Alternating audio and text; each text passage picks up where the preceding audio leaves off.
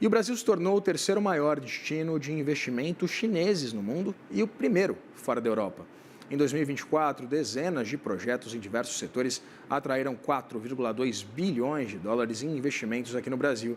Para a gente repercutir o crescimento do investimento da China aqui no nosso país, a gente conversa agora com Carlos Honorato, professor da FIA Business School, com quem eu já tenho o prazer de dividir tela de receber aqui no Money. Seja muito bem-vindo, Carlos.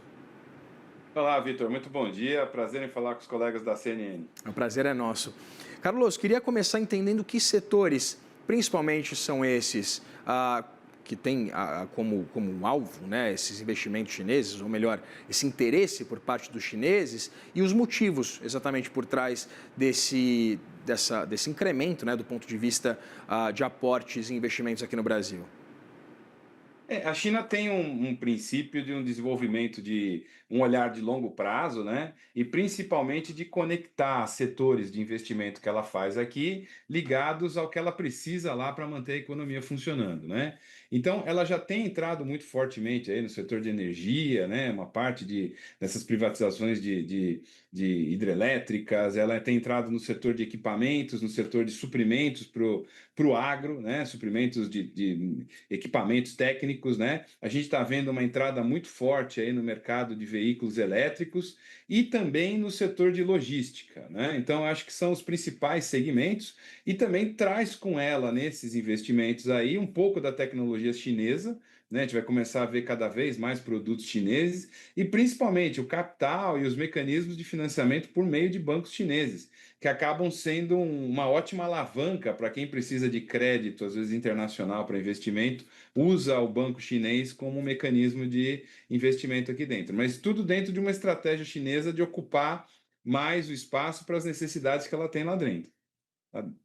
2024, né? Ou seja, antes das tarifas de Donald Trump, eu queria entender exatamente por que um incremento tão significativo se a gente compara 2024 com 2023 e Uhum. qual a perspectiva que a gente tem exatamente, que a gente consegue observar já, é evidente, né? Para esse cenário esse ano, Carlos. Olha, eu acho que é muito provável que quando a gente faça a avaliação dos dados deste ano, a gente tenha talvez até outro 100% em cima, dobrando novamente esse investimento, né? A China tem uma visão estratégica, né, e que é basicamente ligado ao que a gente chama lá do Silk Belt Initiative, né, que é a nova Rota da Seda, né, que o Brasil não faz parte, né, ele não entrou dentro, apesar da gente estar bem longe da Ásia. É um processo de construção e de ampliação da infraestrutura com o interesse de você interligar mercados, né?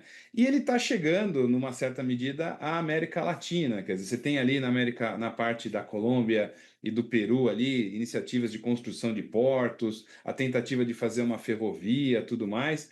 Então, a visão chinesa é muito desse impacto, né? É um soft power que não é tão soft assim, no sentido de que você colocando investimento, você entrando dentro de um mercado, você acaba tendo uma força, né? A gente hoje é o maior, a China é o nosso maior destino de exportações e também é o nosso maior cliente, né, fornecedor, né? Então, é nessa perspectiva de longo prazo, estratégica, que ela vem ocupando os lugares, né? Eu gosto muito de comparar o Henry Kissinger, que foi secretário de Estado americano, ele costumava dizer: a China, enquanto o Ocidente joga xadrez, a China joga o jogo de Go, que é um jogo que vai cercando, cercando, e de repente você está ali dentro. Nós, no Brasil, em curto prazo, se já não for agora, nós vamos ou estar comprando de empresas chinesas ou nós vamos estar vendendo para eles. Então, esse investimento faz todo sentido na questão de você ter aí disponibilidade de equipamentos, matéria-prima e principalmente abrir mercados para os próprios produtos chineses. Carlos, queria entender o período, principalmente desses investimentos, né? Claro, a gente está falando também da entrada de algumas prestadoras de serviço, né? Empresas como, por exemplo, de entregas, enfim, de transporte, mas eu queria entender, principalmente nos projetos a longo prazo, a China ela tem uma capacidade, a gente pode considerar mais ampla, por exemplo, de arcar e de bancar projetos de infraestrutura, como você citou, por exemplo, ferrovias?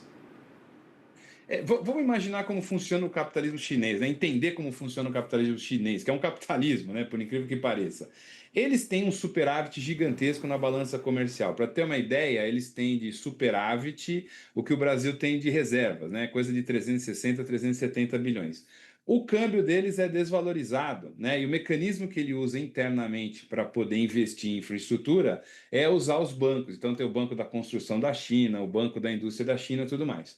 Nessa perspectiva de expansão de mercado, né, ela tem uma visão de lutar nessa linha que os BRICS estão trabalhando aí desse alinhamento sul-sul, né, que é muito mais do que ideológico. Então, na minha visão, qualquer pessoa que faz uma crítica aos BRICS, temos que entrar, temos que sair, é uma grande besteira, porque na verdade é um alinhamento não só de países políticos, mas um alinhamento econômico, né? E que você vai abrindo portas para que os mercados se interliguem.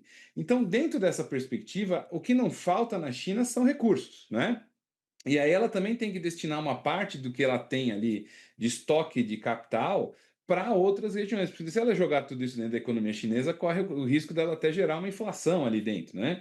Então, esse braço estendido para outros continentes e para outros países tem como objetivo principal dar vazão a uma capacidade de investimento, né? Às vezes até com juros subsidiado, porque isso permite que você consiga desenvolver fornecedores melhores, que o grande receio da China é ficar dependente de alguns países, de alguns mercados e ficar sem matéria-prima até para produzir o que precisa produzir. Então, ela estrategicamente, diante do que ela precisa, ela vai ocupando esses espaços e no momento que o Trump empurra todo mundo para o outro lado, né? A gente pega a União Europeia, China, Índia, Rússia, né? E nós estamos desse outro lado também, nada melhor, e eu acho que é melhor mesmo, a gente aproveitar essa sanha de investimento chinês sempre com o cuidado de que são interesses, né? Ninguém está fazendo isso de graça, então a gente tem que ficar muito alerta nisso, mas você diversifica quem está vindo para o Brasil colocar dinheiro na infraestrutura, na indústria e no mercado, né? Carlos, dados esses aspectos e essas características da economia chinesa que você traz, como, por exemplo, essa capacidade bastante relevante de produção, uma necessidade de escoamento para não causar inflação dentro do país, mas uma produção, inclusive, com o juros subsidiado, dado tudo isso, a gente não pode chamar isso de dumping? Pode, né? O grande ponto é que o mundo inteiro está virando um dumping, né? Você pega aí eu estava vendo as notícias anteriores, né? Que tem um capitalismo de Estado surgindo nos Estados Unidos, né? Quer dizer, os caras estão ali, os liberais começam a ficar com o cabelo em pé, porque você tem um Estado liberal levado por um presidente que se diz liberal, altamente intervencionista, né? Então, se a gente olhar com mais cuidado, é por isso que eu sempre digo, a gente tem que tirar esses componentes aí, esse barulho que está em volta da questão ideológica e pensar com um olhar de interesses de uma nova geopolítica que se forma, né? Então, eles conseguem fazer dumping e vamos nos colocar no lugar. Se eles conseguem vender mais barato, por que não a gente pode aproveitar? Né? Então, o mundo está meio caótico e são nesses movimentos caóticos de transformação geopolítica que países, nações que são, eu diria, espertas e que têm capacidade de aproveitar oportunidades, vão navegar. Então, eu acho que é essa filosofia que o Brasil tem que ter, de uma certa independência, né? Não ficar dependente exclusivamente de um único mercado, de um único fornecedor, mas tem que aproveitar as oportunidades, porque nós somos carentes de infraestrutura, de tecnologia. Então, se a gente conseguir mecanismos de financiar isso mesmo, com algumas restrições, algumas dificuldades, vamos aproveitar a oportunidade. Carlos, pensando exatamente nesses aspectos mais geopolíticos, né? A gente tem acompanhado esse tensionamento muito proposto até pelo presidente dos Estados Unidos, Donald Trump, com o Brasil, mas também com a China, com a Índia, com a Rússia. Existe, de fato, um momento bastante delicado nessas relações diplomáticas.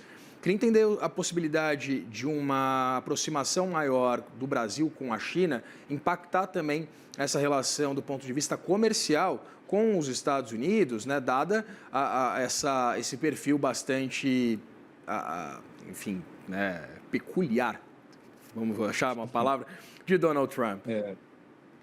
É peculiar mesmo, e é personalista, né? Quer dizer, é ele que faz, né? Ninguém consegue chegar, se não chegar perto dele, você não consegue resolver nada, né? A gente tem um momento, né? Que eu creio assim, acho que o poder, aquele equilíbrio de forças que a gente teve após a Segunda Guerra Mundial, que era muito centrado ali, Estados Unidos e Europa, e um pouco o Japão, né? Por conta até da Guerra Fria, né? Tudo que aconteceu. Isso está acabando, né? E aí eu até coloco como uma virtude do Trump é que ele está acabando de enterrar as instituições internacionais aí, FMI, Banco Mundial, tal, que existem, têm sua relevância, mas estão perdendo essa relevância cada vez mais, né? Quer dizer, a gente vai ter que caminhar para um mundo muito mais multipolar, um mundo com diversas potências, né? Diversos equilíbrios de poder, e isso não volta mais, né? Você pode retardar um pouco ou não. Então, os Estados Unidos estão ali num movimento de tentar resguardar o seu poder, e a gente tem que ser muito inteligente de aproveitar essas idas, né? Esses conceitos, né? Democracia, liberdade, isso fica muito fluido, porque você vê ataques à democracia e à liberdade em todos os lugares do mundo.